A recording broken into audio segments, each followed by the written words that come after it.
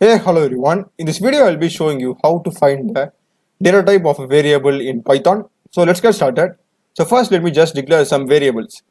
Let f be my float variable, which is equal to, I'll put 12.3, and let I be my integer variable, I will just put 12, and let str be my string variable, I will just put a string as hello. Okay.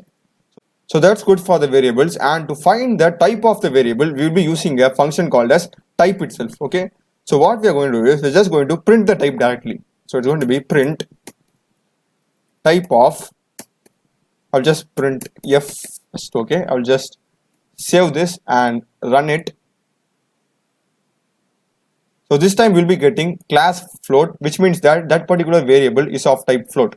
So now let me just copy this, paste it, and I will just put I over here and str over here, save it, run it,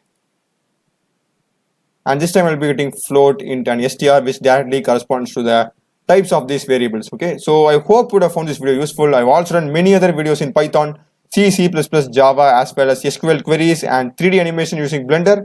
So do check out other videos of my channel, subscribe and support me. Thanks for watching.